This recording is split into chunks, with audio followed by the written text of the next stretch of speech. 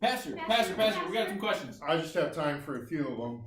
What do you have? Yeah, how do you think the church's performance has been so far this year?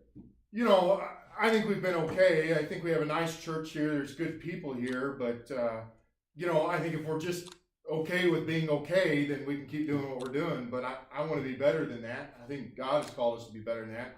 I want to be great. And Pastor. Yes. What do you propose? How are we going to become great? Well, one of the things that really bothers me is our Sunday school hour. I don't think we have a lot of intentional effort on how we're going to grow during that time.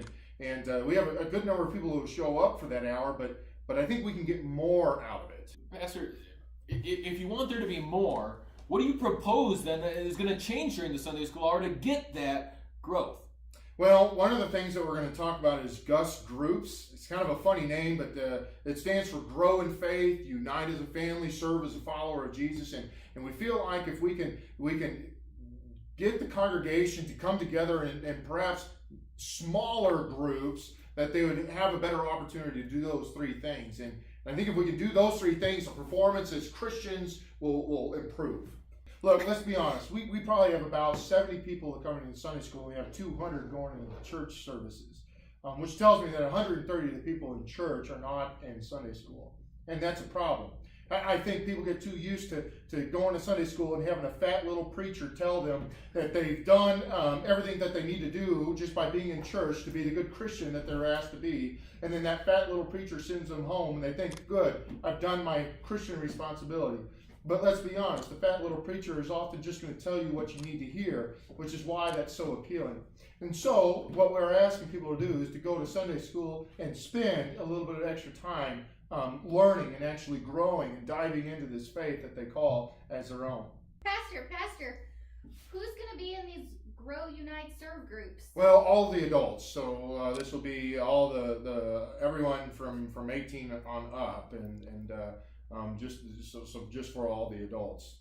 Pastor, what about the kids? Well, they'll go to Sunday school as usually, and so they'll do their puppet show and all that stuff.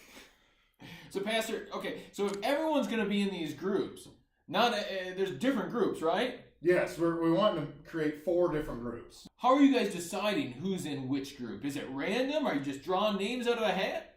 Well, we're trying to. This first time around, we want it to be successful, so we're trying to put people in the groups that we feel like they would have the most commonality in life, and so we put groups together based on their children, their children's age, and so forth like that. How many children and on.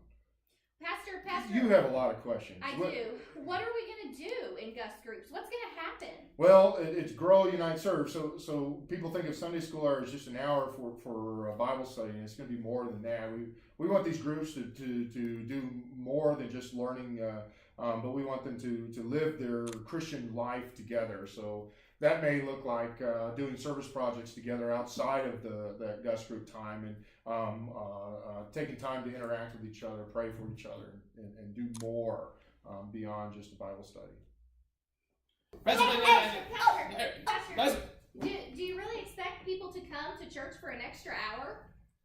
Look, church is like a little bit like eating breakfast. You have the ham and you have the eggs. They're both involved, but only the ham is truly committed, right? Only the ham had to actually give up something to be there.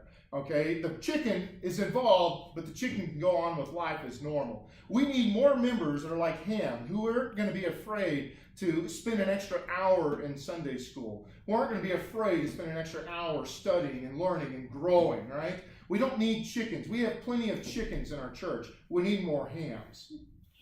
Let's be pigs. Pastor, what do you expect this to do for the church and for the congregation?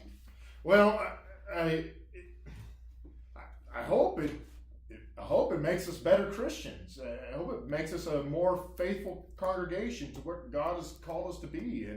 And we have a lot of opportunities here at Hope and in Lubbock, and I hope it gives us a chance to mature in our faith, and I hope that maturing in our faith is a maturation that produces fruit beyond ourselves.